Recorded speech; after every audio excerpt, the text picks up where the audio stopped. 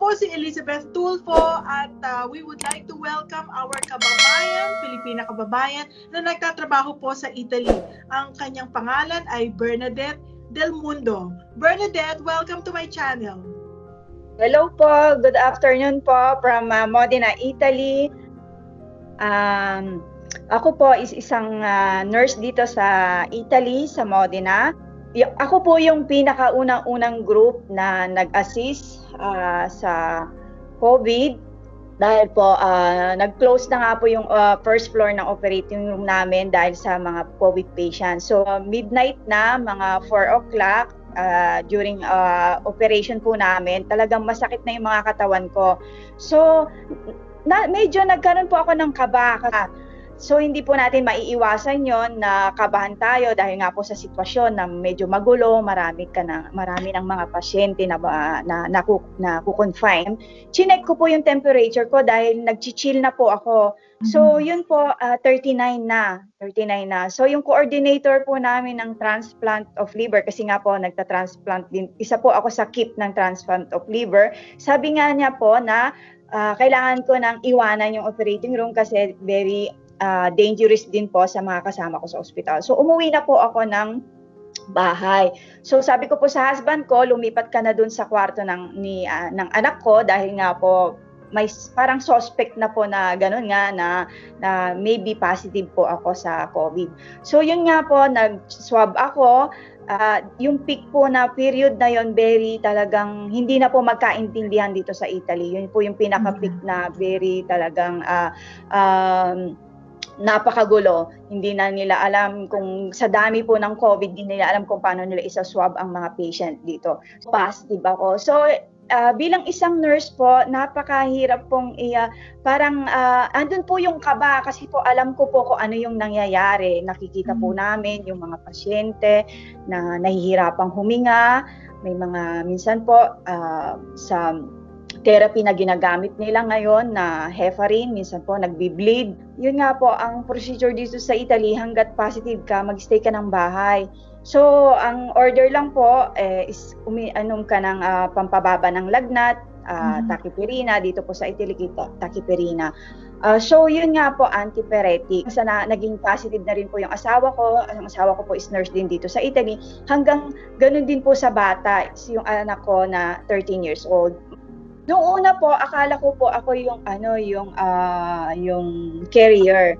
Kasi po umuwi nga po ako ng 39 na may lagnat. Akala po ako yung carrier. Pero nung tumagal po yung situation na-discover po namin na yun po palang ang husband ko ang carrier. Kasi po, yun po kasama niya na nagtatrabaho din sa orthopedic, sa ward po niya, is positive din. Meron na rin po palang lagnat, nasa bahay na. So yung pong kasama ko na nag-work, yung kolega ko po na nag-work sa operating room, positive din po siya. So doon po namin na-discover na yun sa orthopedic po nag-start. Sila po ang carrier, yung mga husband po namin. Nung una po, hanggat sabi nila walang difficult of breathing, wag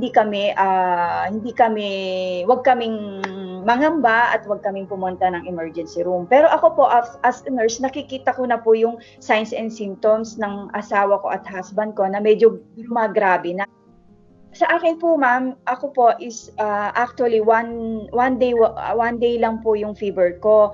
Nag-start po ako uminom ng antipyretic. So bumaba naman po. Tapos ang ginawa ko po talaga is naligod ako ng hot water, tapos lagi po akong nag-steam. Malaki pong tulong yon.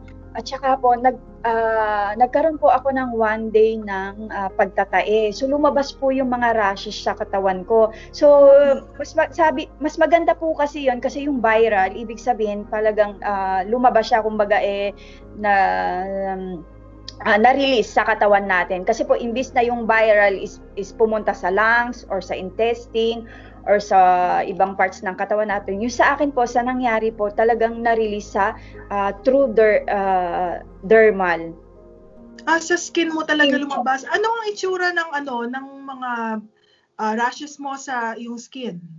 Para po siya, ma'am, na yung po bang tigdas or allergy, tapos napakakati po niya, yun po, being a nurse, alam ko naman po na hindi dapat kamutin. So, yun lang po ang ginawa ko lagi,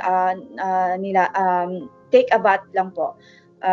Yun, ng mainit na tubig, tapos yung pong cream, anti-allergic cream lang po. Yun po ang ginamit ko.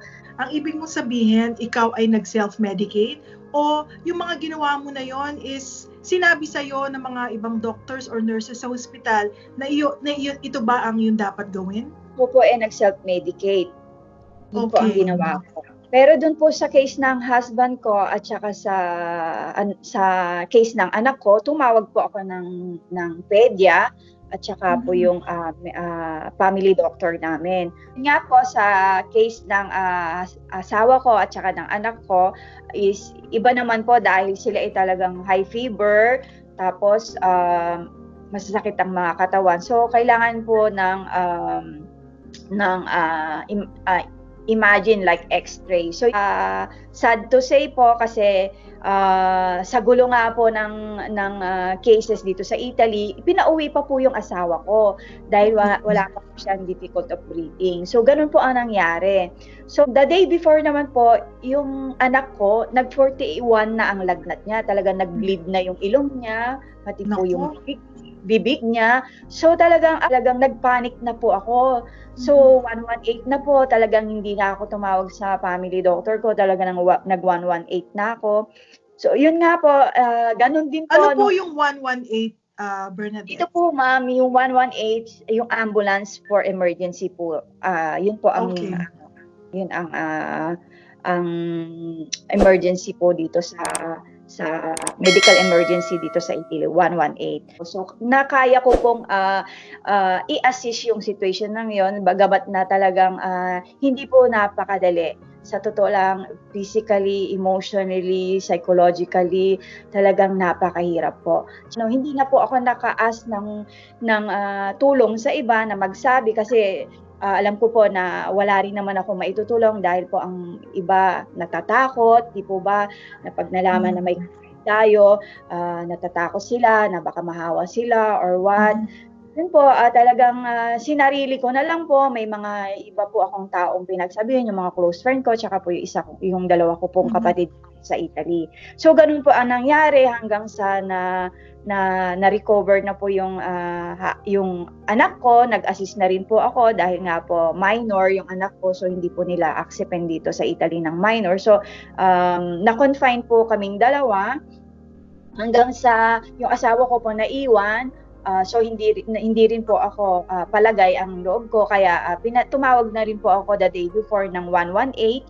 So yun nga po, aftershock na ang asawa kong dumating ulit sa emergency kasi nga po hirap na rin siyang huminga. Biro niyo po, kami naka-confine na mag-ina.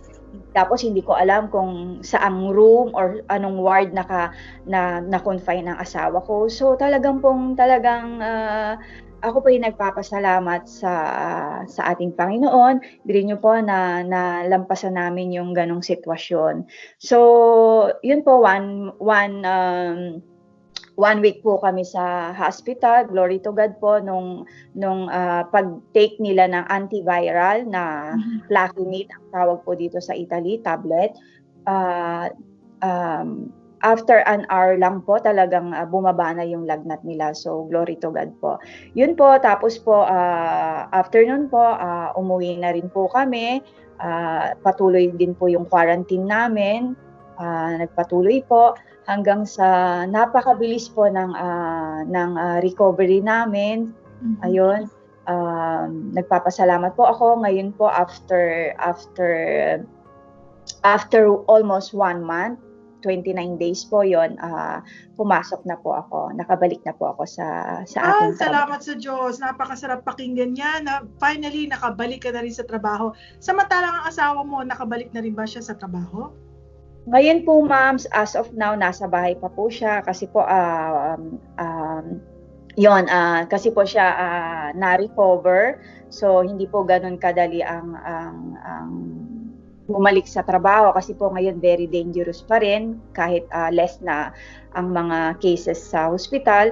So, yun, prepare niya po na mag-stay muna sa bahay because psychologically hindi pa po talaga siya handa na lumaban ulit. Okay, Bernadette, yung nangyari sa iyo at sa iyong pamilya, including ang iyong asawa at ang iyong nag-iisang anak, isa na yata sa pinakamahirap na pangyayari yan na mararanasan natin sa ating buhay. Imagine nyo, sabay-sabay kayong nagkasakit, magmula sa iyong asawa, yourself, pati yung anak. Ano ang naramdaman mo ng mga oras na yon na sabay-sabay kayong may sakit? Ano ang mga naging fear mo sa sakit na COVID-19?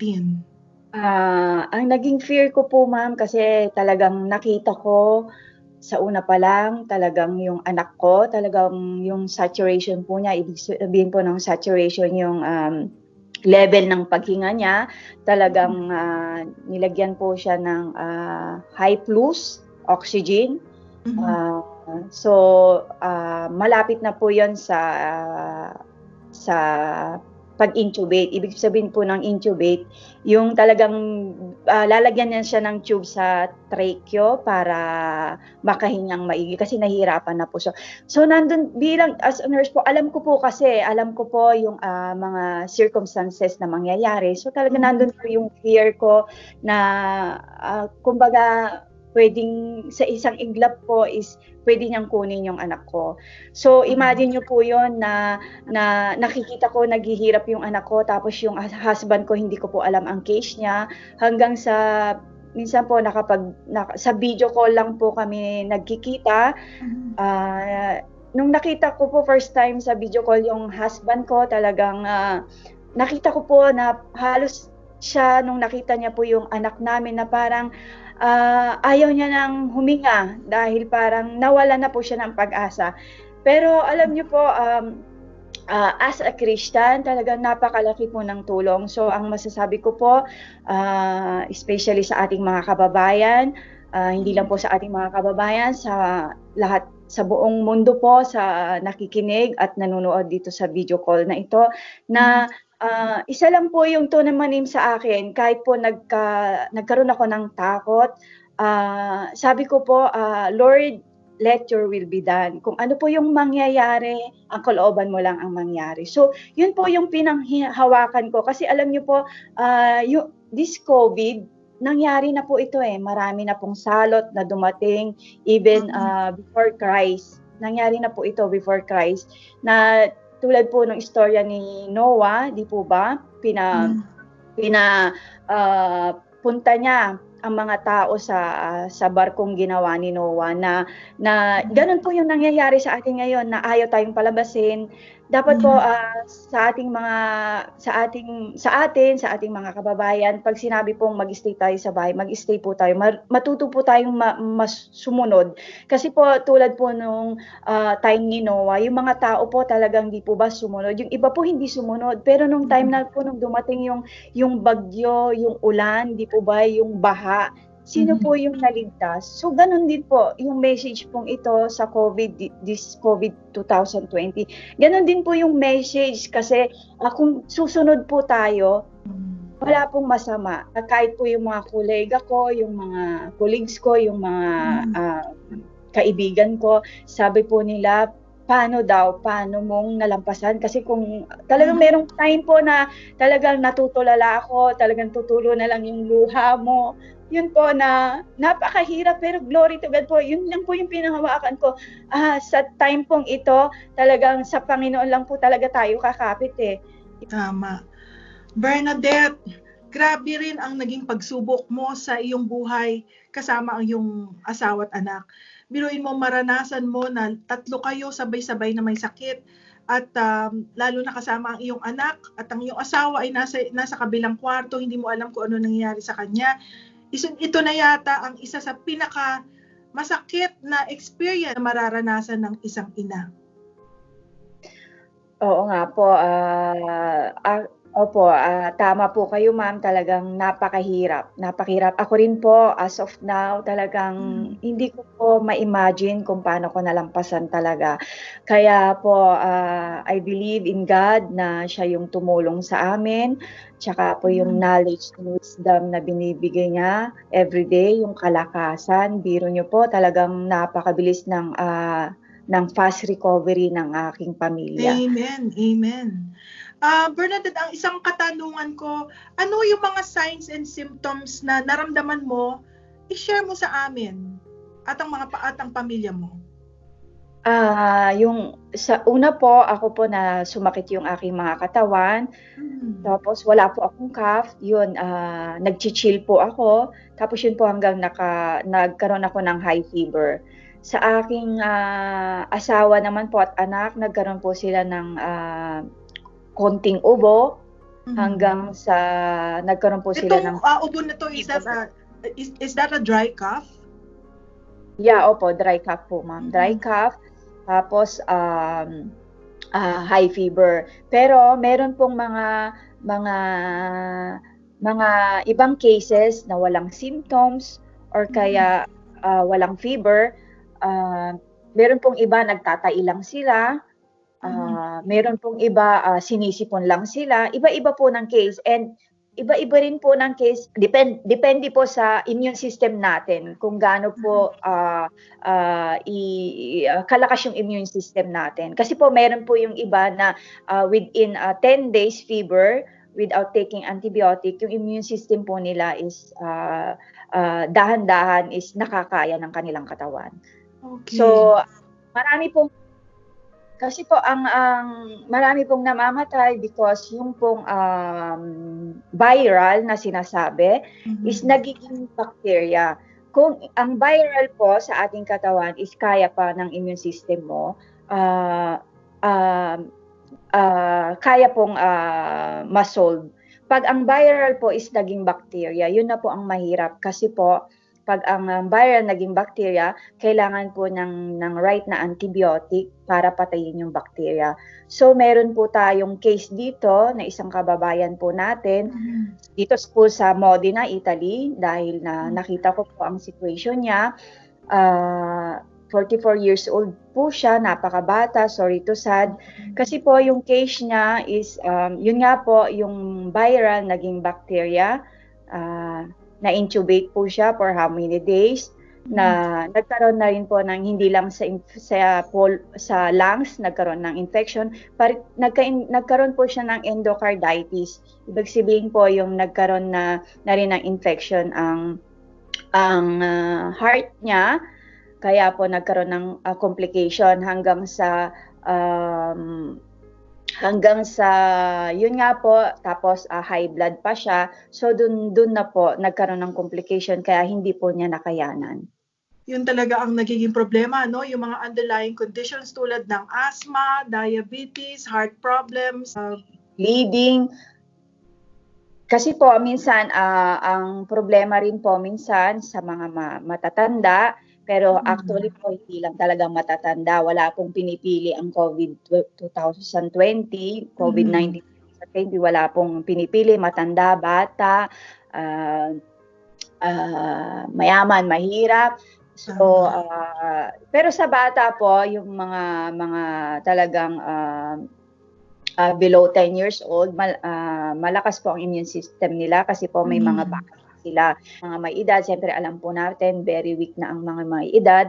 At saka po, ang mga mostly din po sa male, sa mga lalaki po. Kasi marami po sila, minsan marami po sa mga kalalakihan, nag-smoke sila.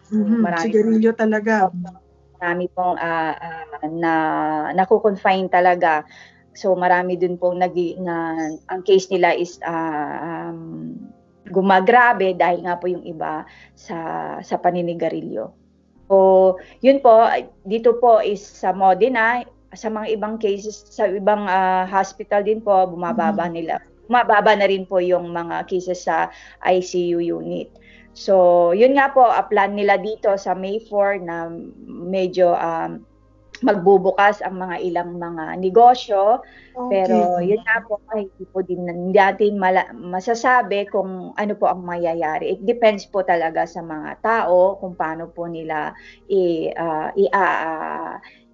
paano sila susunod at paano po sila i-a-assist yun. Sabi ko nga po ma'am, sabi ko kung hindi ako talaga Christian, talagang bumigay po ako ma'am. Minsan talagang Oh, that's true. natutulala po ako ma'am, That's natutulala ako true. talaga. Kasi ito yung mga bagay na o panahon na talagang nag-iisa lang ang talagang panghahawakan natin, ang ating Panginoon lang. Wala na ibang tutulong sa atin. Ang makakapag salba sa atin o makakapag-save sa atin ay ang ating faith kay Lord talaga. Ayun nga po, totoo po yun ma'am. Kaya po we have to accept God bago po mahuli ang lahat. Amen. Yan po, yun lang po, dahil magtiwala po sa Kanya. Magtiwala po tayo. Alam niyo po, nung that day talagang pinanghawakan ko talaga na ito po hindi ko talaga makakalimutan sa aking talang buhay, yung Matthew 11:6 na yun yung revelation niya na mapalad ang taong hindi nag-aalinlangan sa akin. Yon sa Kanya. Yon po ma'am. Yon. God is great. God is great talaga, Bernadette. Alam nyo ba na kayo ang ating modern day heroes? Kayo talaga, magmula nang nangyari itong COVID-19, talagang nag-iba ang tingin ko sa mga nurses at mga doctors. Para sa akin, hats off talaga. I have so much high regards and high respect for all of you. Maraming salamat sa aruga ninyo, sa pag-aalaga nyo sa lahat ng mga may sakit, sa kahit na buhay na ninyo ang nakatalaga o napepeligro, andyan pa rin kayo, willing magtrabaho at willing mag-alaga ng mga may sakit. Maraming salamat. In behalf of the Filipino people, we would like to thank you for your care and for your love sa lahat ng mga pasyente. Maraming din pong salamat ma'am sa this opportunity na binigay niyo sa akin. God bless us well. Okay, let's pray. Lord, we pray in this moment, Panginoon, na Lord, marami pong salamat this COVID-19 dahil po marami kaming natutunan, Lord. Lord, we pray, Panginoon, sa mga nakikinig at nanonood ng bidyong ito na tanggapin nila, especially ang aming mga kababayan na this moment, tanggapin kanila, Panginoon, sa kanilang mga buhay. Truly, Panginoon, without you, we are nothing, Panginoon. And Lord, hallelujah. Thank you din po, Panginoon, sa mga ginamit mo this COVID-19 sa mga doctors, nurses, and all, Panginoon, na ginamit mo. Ganun din po sa mga interviewers, Panginoon, na nakakatulong sa ganitong way, Panginoon, na para makatulong sa aming especially sa aming mga kababayang Pilipino, Lord. And Panginoon, patawarin mo kami sa aming nagawang kasalanan sa isip, sa salita at sa gawa. Truly, Panginoon, na ang tumatawag sa iyo, Panginoon, ay maliligtas at lahat, Panginoon, ng nagpapakumbaba at humihingi ng tawad ay iyong pinapatawad this time. So this is the right time, Panginoon, na tanggapin ka namin sa aming mga buhay, and I believe na tinatanggap mo na ang aming kapatawaran. And I pray, Panginoon, especially sa bansang Pilipinas, na kahit nakakaranas kami ng ganitong pagsubok, Panginoon, I do believe na hindi mo kami pababayaan. Ganon din po sa bansang Italia, Israel, and all over the world, that Jesus is Lord over our lives, our family, and Jesus is Lord over the world. May the love of the Father, the grace of the Son, Jesus Christ, and the sweet fellowship of the Holy Spirit be upon us. In Jesus we pray. Amen. Amen. Amen. Amen to that. Amen talaga. Bernadette, we would like to thank you once again for joining us in our channel. Isa kang hero ng modern day hero, at ang wish ko sa iyo at iyong pamilya ay magkaroon kayo ng mahabang buhay together, a long, very blessed and happy life. Thank you very much. And Thank God you po, bless. ma'am. God bless. And God, bless you all. Bernadette. God bless you all.